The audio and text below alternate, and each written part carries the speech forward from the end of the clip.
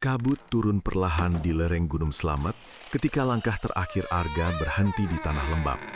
Senja sudah lewat, warna langit memudar menjadi abu kebiruan, sementara hutan pinus di sekeliling tampak kaku seperti barisan penjaga tua. Angin menyusup di seladahan, membawa aroma tanah basah bercampur belerang tipis. Di belakangnya, Raka dan Wira terdiam, menahan napas setelah mendaki tanpa henti sejak siang. "Jalur ini benar kan?" tanya Wira pelan, suaranya tenggelam oleh desir dedaunan. Arga membuka peta kertas yang mulai kusut. Garis merah penanda rute terlihat jelas, namun percabangan yang mereka hadapi tidak tercantum. Jalan setapak baru terbentang di hadapan mereka, rapi, bersih, seolah sering dilewati. Tidak ada semak terinjak, tak terlihat bekas sepatu, bahkan ranting patah pun nihil. "Harusnya lurus," jawab Arga, ragu. "Tapi yang ini kok seperti dibuat?" Raka menyorotkan senter, cahaya menyapu permukaan tanah berlumpur. Anehnya, tak satu pun jejak kaki terlihat, padahal hujan sore tadi membuat permukaan mudah meninggalkan bekas. Raka mengernyit. "Aneh, kita bertiga barusan lewat, tapi tanda langkah hilang." Waktu terasa melambat. Jam tangan Arga menunjukkan pukul 6 lewat sedikit, tetapi cahaya sekitar meredup lebih cepat dari seharusnya. Kabut kian rapat, menelan suara serangga. Dalam kesenyapan itu, Arga memutuskan memilih jalur rapi tersebut. Naluri berkata aman, logika menentang. Namun rasa dingin memaksa mereka bergerak. Mereka berjalan beriringan, menyusuri jalan yang terasa menurun halus. Beberapa menit berlalu, pepohonan menipis, digantikan hamparan tanah lapang. Di kejauhan, lampu temaram menyala, berjajar rapi. Bentuk rumah kayu muncul satu persatu, berdiri berhadap-hadapan, seperti kampung kecil yang tertata. "Mas, ada desa di sini?" bisik Raka, nada heran bercampur lega. Asap tipis mengepul dari cerobong, pintu-pintu tertutup, jendela bercahaya, aroma masakan menguap, hangat dan menggugah perut. Rasa takut sedikit luruh, digantikan harapan menemukan pertolongan. Mereka melangkah masuk, menahan sopan. Seorang pria paruh baya keluar dari rumah paling depan. Wajahnya ramah, sorot mata tenang, pakaian lurik membalut tubuhnya rapi. "Silahkan," ucapnya lembut. "Malam mulai turun." "Kami tersesat, boleh berteduh sebentar?" "Tentu," jawab pria itu. "Di sini aman." Penduduk lain bermunculan, perempuan membawa lampu minyak, anak kecil mengintip dari balik pintu. Senyum mereka tulus, gerak-gerik tenang, seolah kedatangan tamu biasa. Namun ada satu hal yang mengganggu Arga. Saat mereka melangkah di tanah halaman, lumpur tak meninggalkan bekas apapun. Mereka dipersilahkan duduk di balai kecil, teh hangat disuguhkan, uap mengepul, aromanya menenangkan. Wira menyeruput lalu berdecak pelan. "Enak." Arga mengangguk sopan, tetapi tak menyentuh cangkir. Matanya menyapu sekitar. Jam dinding di balai menunjukkan angka tanpa jarum. Api lampu berpendar stabil, tak berkedip. Angin berhenti total, membuat suasana terasa terkurung. "Bapak tinggal di sini sejak kapan?" tanya Raka mencoba mencairkan suasana. "Sejak lama," jawab pria paruh baya. "Gunung menjaga kami." Kalimat itu terdengar sederhana, namun Arga merasakan tekanan aneh di dada. Ia berdiri, melangkah keluar balai dengan alasan mengambil udara. Senter dinyalakan, cahaya menyapu tanah. Lagi-lagi, nihil tanda pijakan. Bahkan bekas roda gerobak pun tidak ada. Arga kembali masuk, wajahnya tegang. "Raka," katanya pelan, "keluar sebentar." Di luar, Arga menunjuk tanah. "Lihat." Raka menunduk. Tidak ada apa-apa. Justru itu, Arga menghela napas. "Kita jalan tapi bumi seperti menelan jejak." Raka tertawa kaku. "Mungkin tanahnya keras." Arga mengeleng. "Habis hujan?" Dari balik balai, suara anak kecil terdengar tertawa. Lampu minyak bergoyang, memantulkan bayangan yang tak pernah menyentuh tanah. Arga menelan rasa cemas. Ia memutuskan kembali duduk, berpura-pura tenang. "Malam ini menginap," ujar pria paruh baya. "Pagi nanti jalan terbuka." "Ke jalan mana?" tanya Wira. "Ke tempat kalian berasal." Jawaban itu membuat ruangan hening. Arga menatap wajah-wajah ramah tersebut. Senyum masih terpasang, tak berubah. Dalam hatinya, ia menyadari satu hal yang menakutkan. Peta di ransel terasa berat, seperti menyimpan kebohongan. Dan di luar balai, kabut menutup jalan rapi yang mereka lalui, seakan tak pernah ada. Arga terbangun oleh kesunyian yang terasa terlalu padat. Matanya terbuka, namun gelap di dalam rumah kayu itu tidak bergerak seperti malam biasa. Lampu minyak di sudut ruangan menyala tanpa suara. Apinya tegak seolah beku. Napasnya tertahan saat menyadari jam dinding masih menunjukkan angka tanpa penunjuk, persis seperti sebelumnya. Ia bangkit perlahan. Raka terlelap di tikar sebelah kiri, Wira di kanan.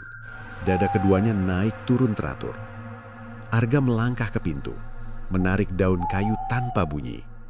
Di luar, kabut menggantung setinggi dada, pekat namun tidak dingin. Tidak ada jangkrik, tak terdengar desir daun. Kampung itu seperti ditahan di dalam kaca. Seseorang berdiri di balai. Pria parubaya yang kemarin menyambut mereka menatap ke arah hutan. Punggungnya tegak, tangan terlipat. Arga mendekat. "Pak," sapa Arga pelan. Pria itu menoleh, tersenyum tipis. "Belum tidur?" "Sulit," jawab Arga. "Saya ingin ke sumber air." "Air ada," kata pria itu singkat, menunjuk ke arah timur. "Tapi jangan melangkah melewati batu bundar." Arga mengangguk, meski bingung. Ia mengikuti arah yang ditunjuk. Di balik rumah-rumah, sebuah sumur batu berdiri rapi. Ember tergantung, talinya kering. Arga menimbah. Air naik tanpa suara, bening, memantulkan wajahnya dengan jelas, terlalu jelas. Ia membasuh muka, dingin menyengat, membuat pikirannya jernih. Saat menoleh, Arga tersentak. Bayangannya tidak mengikuti gerak. Ia mengedip, menggerakkan tangan. Di tanah tetap kosong. Jantungnya berdegup keras.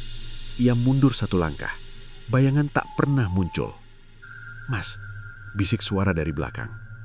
Arga berbalik cepat. Seorang perempuan muda berdiri, membawa lampu. Wajahnya datar, sorot mata sayu. "Jangan lama di sini." "Kenapa?" tanya Arga. "Karena malam tidak lewat," jawabnya lirih. "Kalau terlalu lama, pagi lupa caranya datang." Arga ingin bertanya lebih jauh, namun perempuan itu telah pergi, menyatu dengan kabut. Arga kembali ke rumah dengan langkah cepat. Di dalam, Raka duduk sambil memijat pelipis. "Kau kemana?" tanya Raka. "Sumur, ada yang aneh." Wira ikut bangun. "Sejak kapan?" "Sejak kita masuk." Mereka bertiga saling pandang. Arga menceritakan tentang bayangan yang hilang. Raka mencoba berdiri di dekat lampu. Ia menggerakkan tangan. Bayangan Raka memudar, tipis seperti asap, lalu kembali samar. "Ini tidak normal," guna Raka. Ketukan terdengar di pintu. Pria parubaya masuk membawa nampan berisi roti kukus. "Makan," katanya.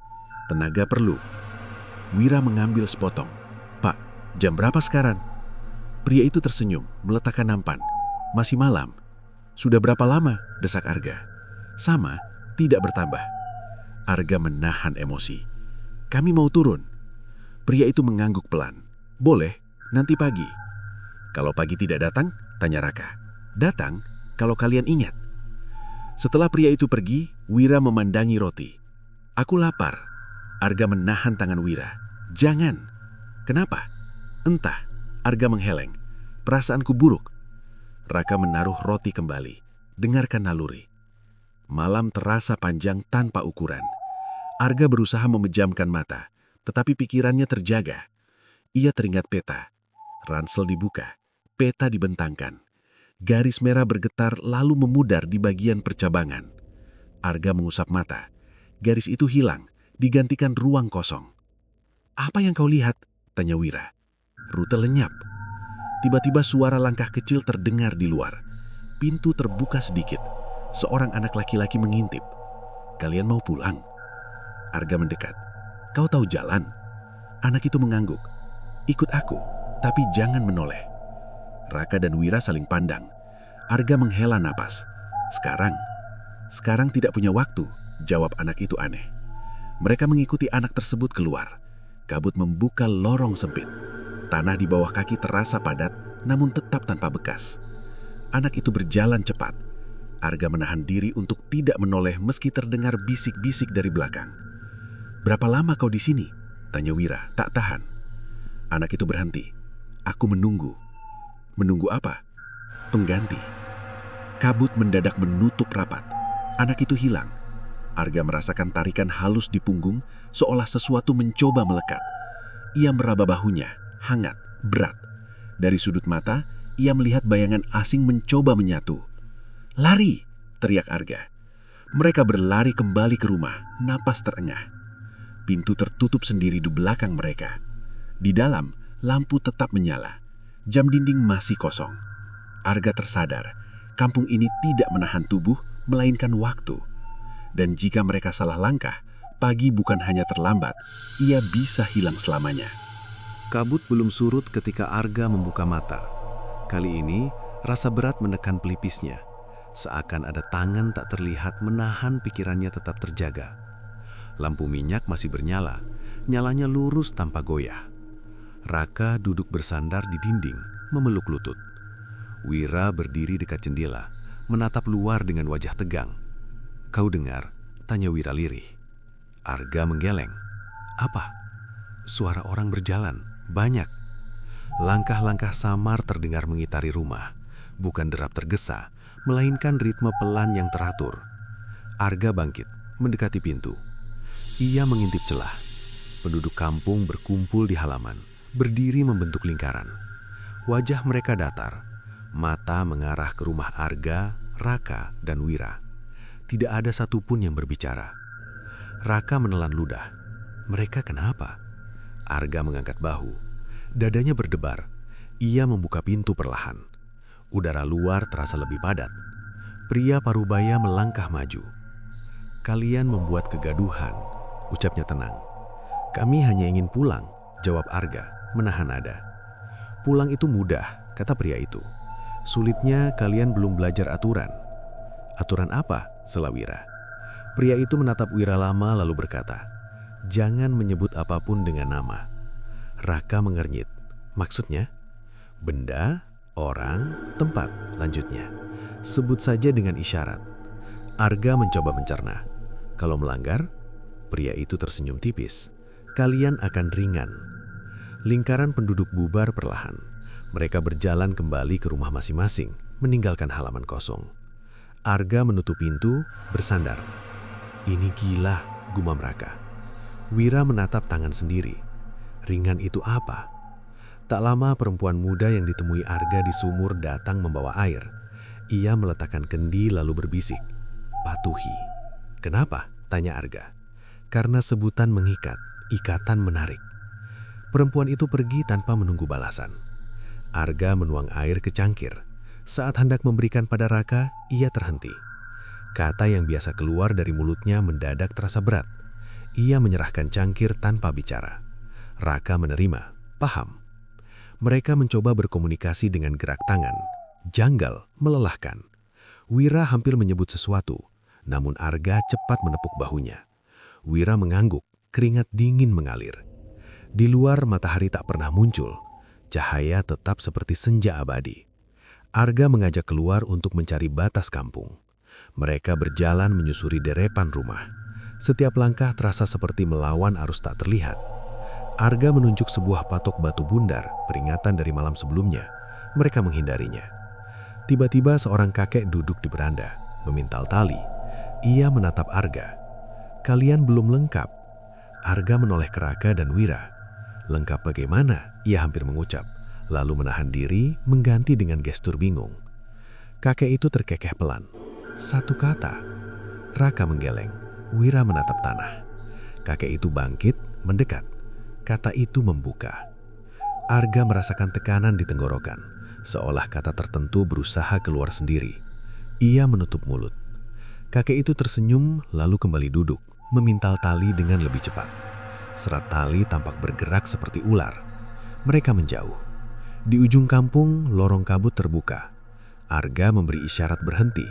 Dari balik kabut terdengar suara memanggil. Nama Arga, jelas, dekat. Suara itu persis milik ibunya. "Arga," panggilnya lembut. Arga gemetar. Ia menutup telinga. Raka memegang lengannya. "Jangan," bisik Raka, melanggar aturan tanpa sadar. Sekejap kemudian Raka tersentak. Tubuhnya terasa ringan. Kakinya terangkat sedikit dari tanah. Bayangannya memudar drastis. "Raka!" teriak Arga, lupa larangan. Udara bergetar.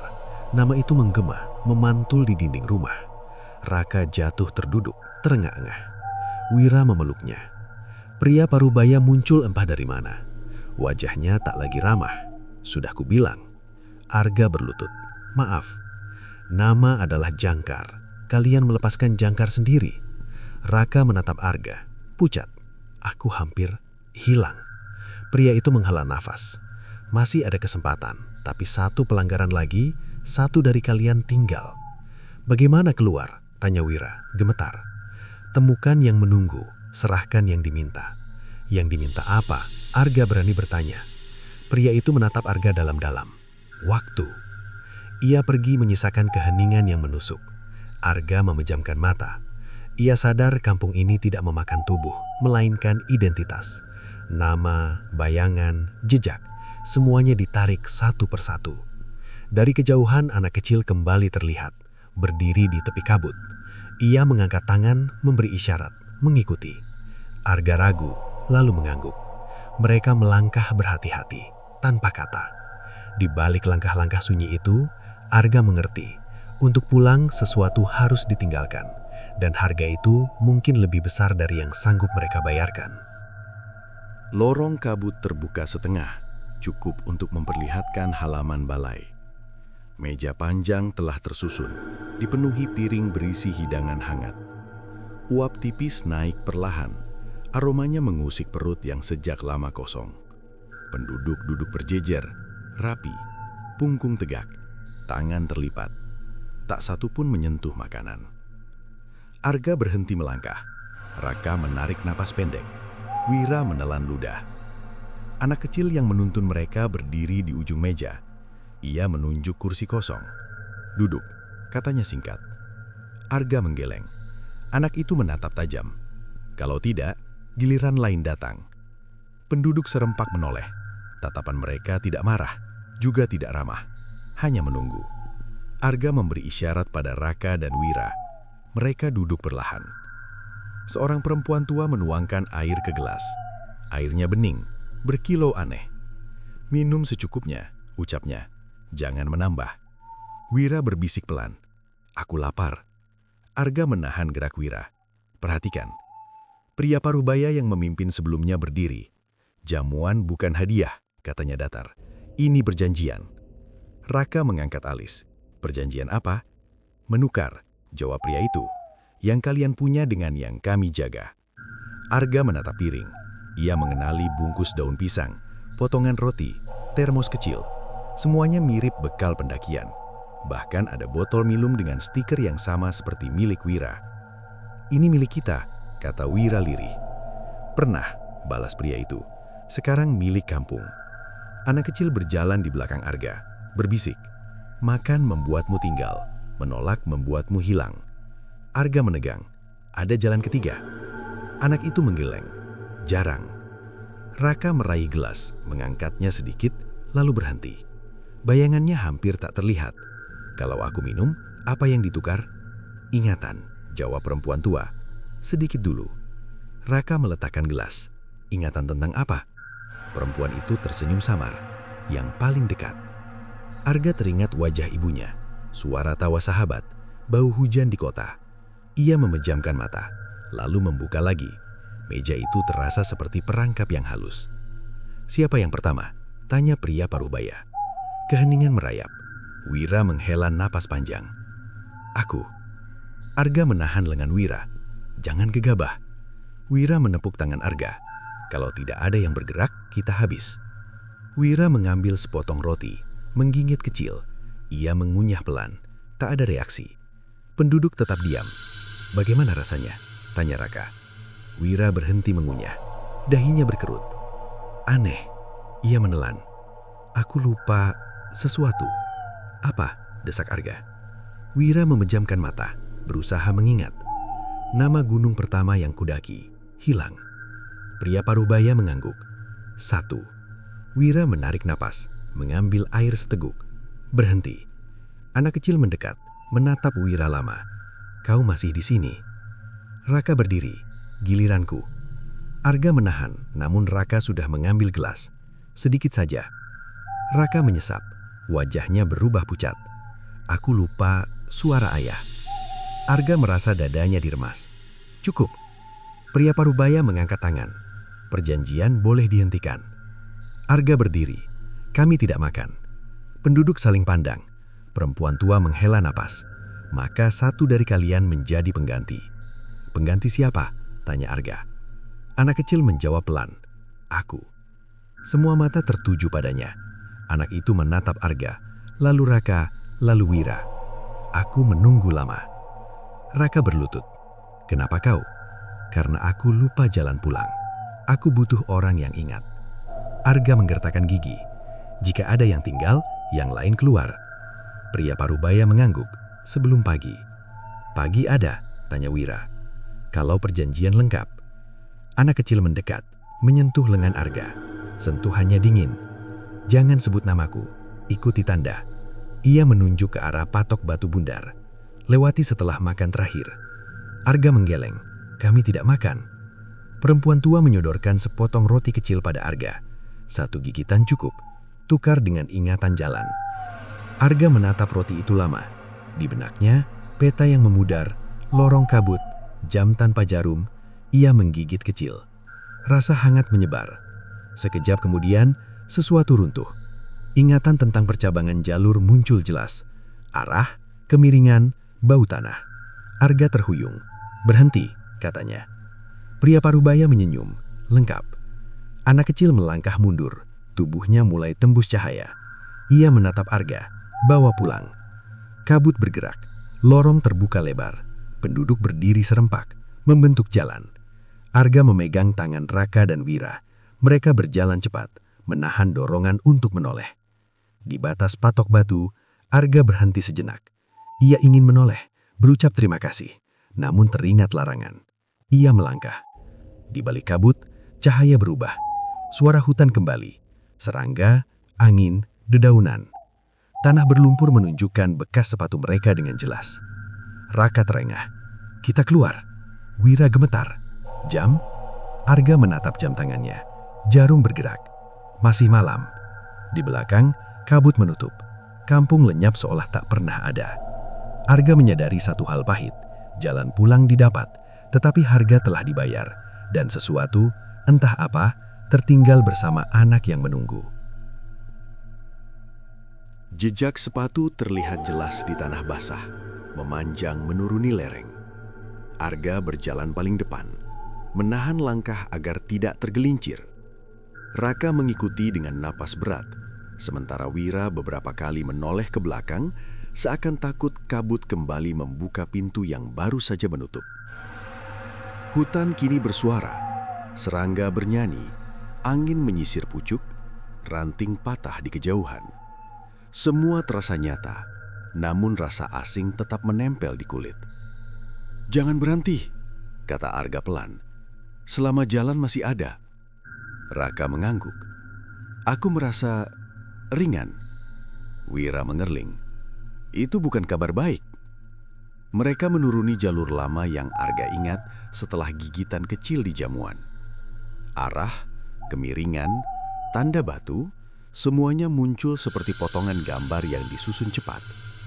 Namun di sela langkah, ada lubang-lubang kecil dalam ingatan. Raka berhenti mendadak. Ada yang hilang, ucapnya. Apa? Tanya Arga. Raka mengerutkan kening, berusaha meraih sesuatu yang menguap. Aku tahu rasanya, tapi tidak tahu bentuknya. Wira menghela napas. Jangan dipaksa. Mereka melanjutkan. Kabut menipis, digantikan cahaya senter yang memantul pada batang pinus.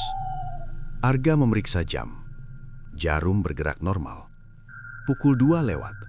Seharusnya mereka sudah mendekati pos. Suara gemericik air terdengar. Sungai kecil memotong jalur. Arga mengingatnya. Ia melompat duluan, mendarat mantap. Raka menyusul, lalu Wira.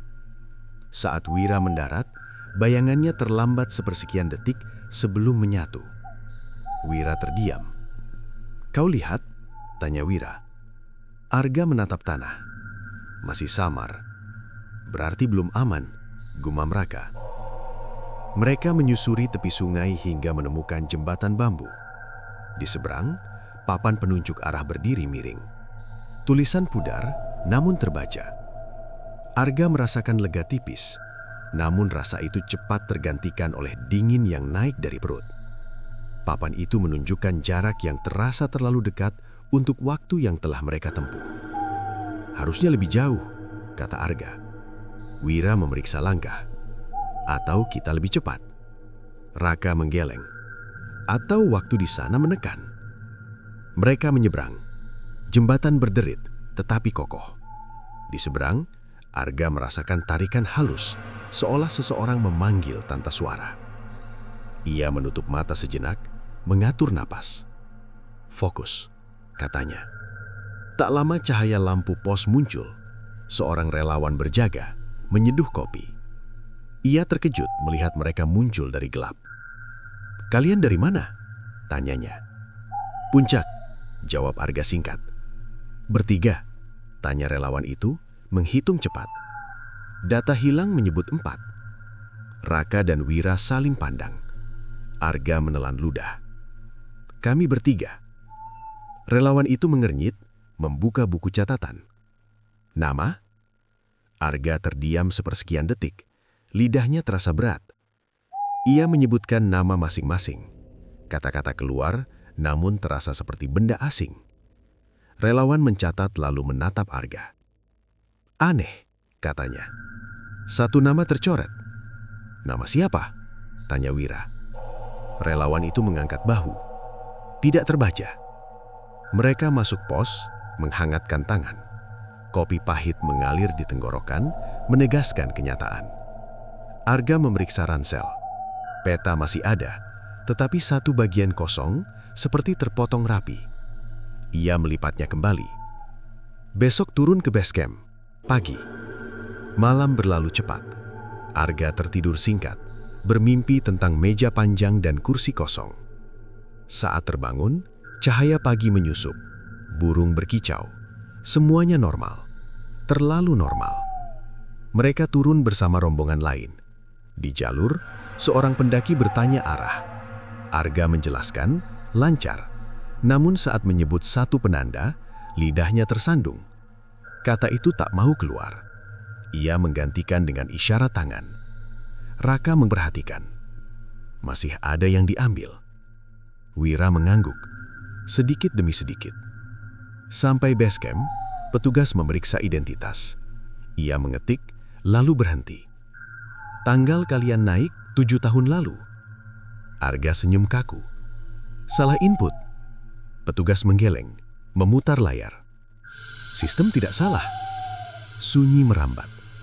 Raka memegang meja. "Kami cuma semalam."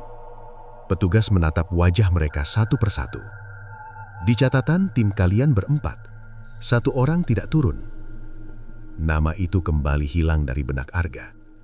Ia tahu ada kursi kosong, tahu ada janji, namun tak mampu menyebutkan siapa. Wira menutup mata. "Ada foto?" tanya Wira. Petugas membuka arsip. Sebuah foto lama muncul. 4 orang berdiri di gerbang jalur. Wajah 3 orang di antaranya jelas. Arga, Raka, Wira. Sosok keempat buram, seolah kamera kehilangan fokus tepat di sana. Raka berbisik, "Itu." Arga merasakan dada sesak. "Jangan." Petugas menghela napas. Banyak kejadian seperti ini. Gunung menyimpan. Mereka keluar base camp dengan kepala berat. Jalan desa terasa asing. Spanduk acara bertahun lalu terpasang pudar. Toko-toko berubah. Wira menunjuk kalender. Tanggalnya jauh melompat. "Waktu menagih," kata Wira. Arga berhenti di pinggir jalan. Ia memejamkan mata, mencoba memanggil sesuatu yang tertinggal. Tak ada jawaban, hanya dingin halus di punggung. Raka memegang bahu Arga. "Kita hidup." Arga mengangguk, meski keyakinan itu rapuh. Dan seseorang menunggu. Mereka melangkah pergi. Di kejauhan, awan menyentuh punggung Slamet. Arga merasakan janji yang belum lunas berdenyut pelan. Turun gunung selesai, namun perjalanan lain baru dimulai. Perjalanan dengan lubang-lubang sunyi yang tak bisa diisi, hanya diterima. Hari-hari setelah turun gunung berjalan aneh, seperti air yang mengalir tanpa suara. Arga kembali ke rumahnya di kota kecil, mencoba menata hidup seolah perjalanan itu hanya mimpi buruk. Namun setiap pagi, ia terbangun dengan dada kosong, seakan ada bagian dirinya tertinggal di tempat tinggi yang tertutup kabut. Telepon berdering, nama Raka muncul di layar. "Kau ingat janji kita?" tanya Raka tanpa basa-basi. Arga terdiam. Ia tahu ada janji, tetapi bentuknya kabur. Janji apa? Di seberang, Raka menghela napas panjang. Itu dia masalahnya. Mereka bertemu di warung kopi dekat terminal. Wira sudah menunggu, wajahnya lebih tirus. Cangkir-cangkir berjejer di meja.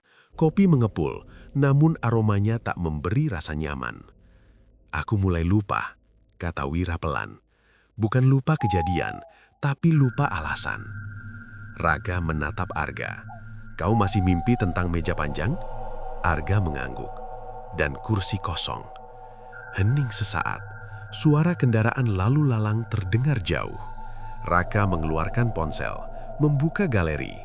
Foto lama muncul, 4 pendaki di gerbang jalur.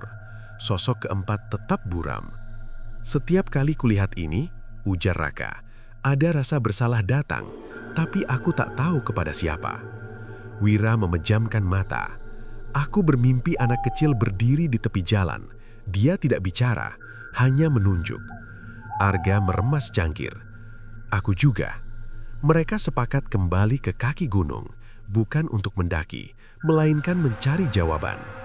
Perjalanan memakan waktu sehari. Desa-desa berubah, namun bayangan selamat tetap sama, berdiri tenang seolah tidak pernah menyimpan rahasia. Di base camp, petugas baru menyambut. "Ada perlu?" Raka bertanya tentang arsip lama. Petugas membuka lemari besi, mengeluarkan map berdebu. "Banyak berkas hilang," katanya, "seperti terpotong." Arga memperhatikan papan pengumuman. Ada selebaran lusuh tentang pendaki yang tidak kembali. 3 nama tercetak jelas, 1 baris kosong, hanya tanggal dan keterangan singkat, belum ditemukan. "Itu barisnya," bisik Wira. "Itu milik siapa?" Tak ada jawaban. Lidah mereka terasa terkunci setiap kali mencoba menyebut sesuatu yang hilang. Arga merasakan tekanan di tenggorokan, sama seperti di kampung kabut. Malam turun, mereka menginap di penginapan sederhana. Saat lampu dipadamkan, Arga terbangun oleh suara langkah kecil di lorong. Ia membuka pintu. Seorang anak berdiri di ujung, membelakangi. "Kau datang," kata anak itu tanpa menoleh. Arga menelan ludah. "Kau baik-baik saja?" Anak itu menggeleng. "Aku menunggu." "Menunggu apa?" "Janji." Raka dan Wira muncul di belakang Arga. Anak itu menoleh. Wajahnya pucat, mata dalam, namun bukan marah. "Kalian membawa waktu, tetapi meninggalkan nama." Wira melangkah maju. "Bagaimana mengembalikan?" "Naik," jawab anak itu. "Bukan ke puncak, ke tempat jejak hilang." Anak itu menghilang. Lorong kembali kosong. Raka menutup pintu perlahan. "Kita harus kembali." Arga mengangguk. "Sebelum semuanya pudar." Pagi berikutnya, mereka menyusuri jalur lama hingga percabangan yang dulu tak tercantum. Kali ini jalan itu terlihat jelas. Tanah lembab, rapi, tanpa bekas. Kabut turun pelan, membungkus pohon. Wira berhenti. "Aku takut," jawab Arga. "Takut itu baik, berarti kita masih utuh." Mereka melangkah. Kampung itu tidak langsung muncul, hanya balai kosong dan meja panjang tanpa hidangan. Kursi-kursi berderit pelan, meski tak tersentuh. Pria paruh baya muncul dari balik bayang. Wajahnya tak berubah. "Kalian kembali," kata Raka, "untuk menepati." "Yang mana?" tanya pria itu. Arga menarik napas. "Janji pulang bersama." Pria itu tersenyum tipis. Nama? Tekanan kembali mencekik. Arga memejamkan mata, mengingat tawa, langkah, suara di tenda. Perlahan, satu bunyi muncul, rapuh namun ada. Ia mengucapkannya. Udara bergetar, meja panjang berkilau, kursi kosong terisi bayangan. Anak kecil muncul tersenyum lelah. Terima kasih. Kabut menipis, bayangan itu berdiri, lalu memudar perlahan, seperti asap yang menemukan angin. Arga merasakan beban di dadanya terangkat, diganti perih yang menenangkan. Pria paruh baya mengangguk. Utang lunas. Kami boleh pergi? Tanya Wira. Pergi, jawabnya. Dan ingat, mereka melangkah keluar. Jejak kaki muncul di tanah, jelas dan nyata. Saat menoleh ke belakang, kampung lenyap, menyisakan hutan biasa. Di bawah, Arga berhenti. Ia mengeluarkan ponsel, membuka foto lama. Wajah keempat kini jelas, nama tertera di ingatan, utuh, tidak lagi terkunci. Raka tersenyum pahit. Akhirnya, Wira menghela napas lega. Tidak ada yang menunggu lagi. Arga menatap Slamet. Gunung itu diam, seperti biasa. Namun kini, keheningan terasa wajar. Mereka turun bersama, membawa pulang sesuatu yang hampir hilang. Bukan hanya nama, melainkan keberanian untuk menepati janji, meski harus kembali ke tempat yang ingin dilupakan. Langkah mereka terasa lebih berat meski jalur menurun landai. Hutan menyambut dengan suara wajar. Burung, gesek daun, air jauh. Namun Arga merasakan sesuatu berubah di dalam dirinya. Bukan rasa takut, melainkan kewaspadaan yang matang. Seperti tahu bahwa tanah bisa kembali membuka mulut kapan saja. Raka memeriksa punggungnya. Bayanganku sudah utuh. Wira menoleh ke tanah. Punyaku juga. Arga ikut melihat. Cahaya pagi membentuk siluet yang jelas. Tidak ada keterlambatan, tidak ada pemudaran. Namun di tepi pandangannya, sesekali muncul bayangan lain yang tidak sesuai arah matahari. Arga berhenti. Kalian lihat itu? Tanyanya. Raka menyipitkan mata. Tidak. Wira menggeleng. Apa? Arga menghela napas. Mungkin sisa. Mereka melanjutkan. Jalur membawa mereka ke sungai kecil yang sama. Air mengalir jernih, batu-batu berlumut berkilau. Arga membasuh tangan, dingin menenangkan. Saat menengadah, ia melihat pantulan lain di permukaan. Bukan wajahnya, melainkan kursi kosong yang kini terisi cahaya. Sudah selesai, gumamnya. Di pos bawah, relawan yang sama menyapa. Kalian lagi? Sekadar memastikan, jawab Raka. Relawan itu tersenyum. Data sudah diperbaharui. Bagus, kata Wira. Mereka turun ke desa. Siang menghangat, bau warung menyambut. Arga merasa lapar untuk pertama kali sejak lama. Mereka makan sederhana. Rasa kembali normal, tanpa gema aneh. Aku bisa menyebutnya, kata Raka tiba-tiba. Menyebut apa? Tanya Wira. Nama itu. Raka menyebutkannya pelan. Kata tersebut jatuh ringan, tidak menarik apapun. Arga mengangguk. Berarti benar. Namun ketenangan tidak bertahan lama. Malamnya, Arga terbangun oleh suara ketukan. Pintu terbuka, udara dingin masuk. Di ambang, berdiri sosok tinggi dengan wajah samar. Kau masih membawa sisa, kata sosok itu. Arga menahan napas. Sisa apa? Waktu, jawabnya. Kau menggigit terlalu dalam. Arga merasakan denyut di pelipis. Aku sudah mengembalikan. Tidak semua, balas sosok itu. Ada bayangan yang menempel. Lampu berkedip. Arga berdiri tegak. Apa yang kau mau? Pilihan, kata sosok itu. Biarkan ia memudar pelan, atau kau kembali sebentar. Kemana? Tanya Arga. Ke batas, bukan kampung. Sosok itu lenyap. Arga duduk lama. Pagi, ia menghubungi Raka dan Wira. Ada sisa, katanya singkat.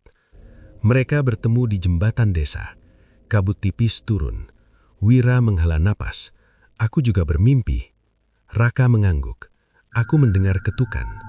Mereka sepakat mendaki pendek menuju batas hutan. Tempat jalur lama berakhir. Tidak ada kabut tebal, hanya udara dingin dan sunyi yang wajar. Di sana, sebuah batu bundar berdiri, retaknya membentuk lingkaran halus. Ini batas, kata Arga. Bayangan Arga memanjang, lalu terpisah sedikit, berdiri sendiri. Wira menelan ludah. Jangan dekat. Arga melangkah. Aku yang bawa. Bayangan itu bergerak, membentuk sosok samar yang mirip dirinya, namun mata kosong. Waktu menempel, ucapnya datar. Lepaskan. Bagaimana? Tanya Arga. Berhenti menoleh, berhenti memanggil. Arga mengangguk. Ia memejamkan mata, menarik napas panjang, lalu melangkah melewati batu bundar tanpa menoleh. Jantungnya berdebar. Di belakang, terdengar bunyi retakan halus, seperti kaca pecah. Arga, seru Raka. Arga terus berjalan 3 langkah, lalu berhenti. Sunyi. Ia membuka mata. Bayangannya kembali satu, menyatu sempurna. Rasa dingin di pelipis menghilang. Wira tersenyum lega. Selesai? Arga menoleh perlahan. Selesai. Mereka duduk sejenak. Cahaya matahari menembus seladahan. Tidak ada lorong, tidak ada meja, tidak ada kursi. Hanya hutan yang bernapas normal. Pelajaran? Tanya Raka. Arga berpikir, jangan mengambil lebih dari perlu. Wira tertawa pendek, dan jangan menunda janji. Mereka turun, hari bergerak biasa. Di kota, Arga tidur nyenyak tanpa mimpi. Pagi datang tepat waktu, nama-nama tetap utuh, bayangan setia mengikuti. Di sebuah sudut yang jauh, angin berembus melewati punggung Selamat. Tidak ada yang menunggu, tidak ada yang tertinggal. Hanya gunung yang kembali diam seperti seharusnya.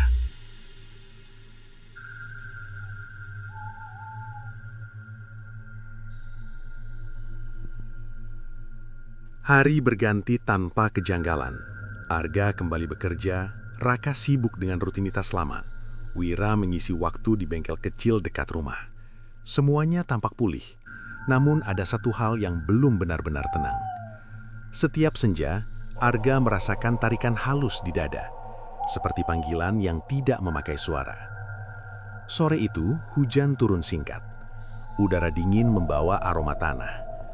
Arga menerima pesan singkat dari Raka. Kita perlu bertemu. Tanpa banyak tanya, Arga berangkat. Wira sudah di sana, duduk di bangku taman dengan wajah serius. Ada apa?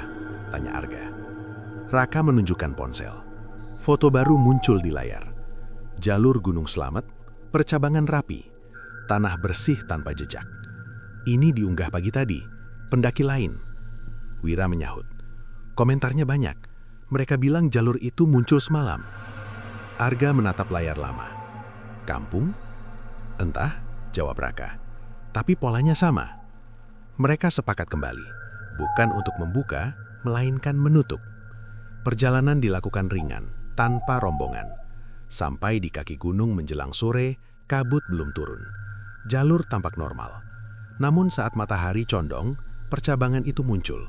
Rapi, bersih, menggoda. Tidak ada jejak, gumam Wira. Arga mengangguk. Tanda lama. Mereka berhenti sebelum melangkah. Arga mengeluarkan peta. Bagian kosong masih ada, namun kini bergetar pelan. Raka menarik nafas. Kita tidak masuk. Aku tahu, kata Arga. Kita bicara dari sini. Angin berhenti. Udara memadat. Dari kabut tipis, sosok pria parubaya muncul.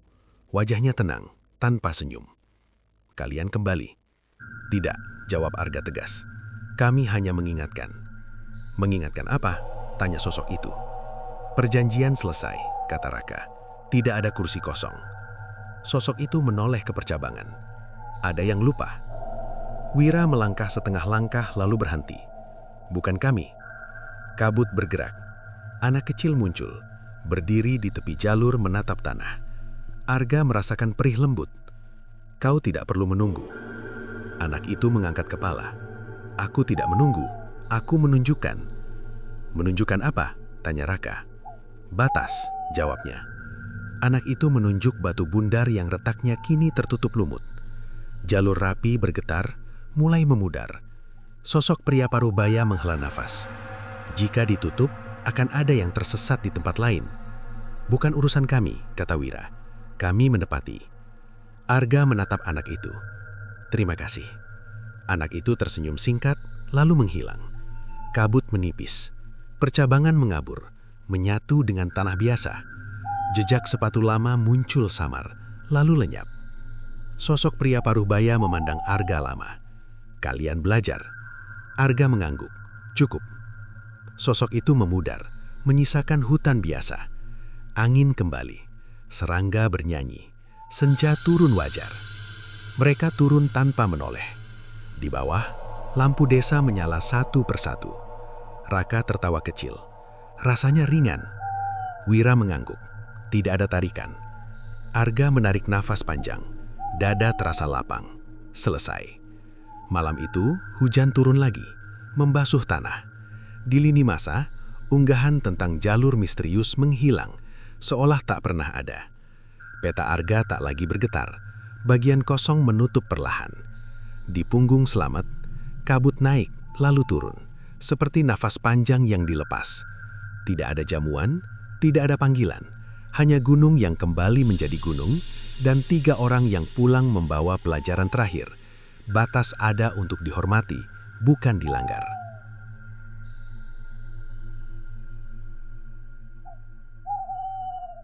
Pagi datang tanpa tanda ganjil. Cahaya menembus jendela. Burung bernyanyi. Jam berdetak tepat. Arga bangun dengan perasaan ringan, seolah beban yang lama menekan akhirnya dilepas. Ia berdiri di depan cermin, menatap wajah sendiri. Tidak ada bayangan asing, tidak ada jeda. Semuanya mengikuti sebagaimana mestinya. Telepon bergetar, pesan dari Raka, kopi jam 8. Arga membalas singkat, datang. Di warung kecil, Wira sudah duduk, mengaduk minuman. Uap naik perlahan. Aroma pahit terasa menenangkan. Raka tersenyum saat Arga tiba. Tidur nyenyak? Tanya Raka. Tanpa mimpi, jawab Arga. Wira mengangguk. Aku juga. Mereka duduk diam beberapa detik, menikmati kebiasaan sederhana yang sempat terasa asing. Lalu Raka membuka topik yang selama ini mengendap. Apa kita perlu kembali suatu hari? Tanyanya. Arga menggeleng pelan. Tidak. Kenapa yakin? Tanya Wira. Karena panggilan sudah berhenti, jawab Arga. Yang tersisa hanya ingatan. Raka menatap meja. Nama itu sekarang terasa tenang. Wira tersenyum kecil. Berarti benar. Siang bergulir, mereka berpisah, kembali ke urusan masing-masing. Arga berjalan melewati taman kota. Anak-anak berlari, penjual lewat, suara dunia berjalan seperti biasa. Namun di bangku ujung taman, Arga berhenti. Ada plakat kecil terpasang, baru, bersih. Tulisan sederhana tertera, untuk mereka yang pulang dengan selamat. Arga menutup mata sejenak, dadanya hangat. Sore itu berita singkat muncul di ponsel. Jalur pendakian selamat ditutup sementara untuk pemulihan. Arga membaca tanpa reaksi berlebihan. Ia tahu penutupan itu bukan karena kejadian aneh, melainkan karena gunung butuh jeda. Ia mematikan layar. Malam datang, angin berhembus lembut. Arga duduk di beranda rumah. Di kejauhan langit cerah, bintang terlihat. Tidak ada kabut, tidak ada suara memanggil. Ketukan pelan terdengar di pagar. Arga berdiri. Di luar seorang pria tua berdiri, membawa tas kain. Wajahnya ramah, mata jernih. Maaf mengganggu, katanya. Saya mencari alamat. Ini benar, Arga menjawab. Pria itu tersenyum lega. Terima kasih. Saat pria itu berbalik, Arga melihat sesuatu yang membuatnya terdiam. Bayangan pria itu jatuh sempurna, tidak berlebih, tidak kurang. Hanya bayangan manusia biasa. Pria itu melangkah pergi, menghilang di tikungan. Arga kembali duduk. Hatinya mantap. Beberapa hari kemudian, Arga, Raka, dan Wira bertemu lagi. Kali ini di rumah Arga. Mereka membuka album lama, foto pendakian terhampar. 4 wajah kini jelas, tidak ada buram, tidak ada kekosongan. Raka menunjuk satu foto. Dia kelihatan bahagia. Wira mengangguk, seperti kita. Arga menutup album, cukup disimpan. Malam itu hujan turun deras. Air membasuh atap, tanah, jalan. Di punggung Slamet kabut naik sebentar, lalu pecah oleh angin. Tidak ada percabangan baru, tidak ada lampu temaram, tidak ada meja panjang. Di suatu tempat yang tak bernama, seorang anak kecil tersenyum, lalu melangkah pergi, menyatu dengan terang. Tidak ada yang menunggu, tidak ada yang tertahan. Pagi berikutnya matahari terbit tepat waktu. Arga berjalan keluar rumah, bayangannya mengikuti setia. Ia melangkah maju, tanpa menoleh, membawa satu hal yang tak akan pernah hilang lagi. Keberanian untuk mengingat dan kebijaksanaan untuk berhenti ketika batas telah ditetapkan.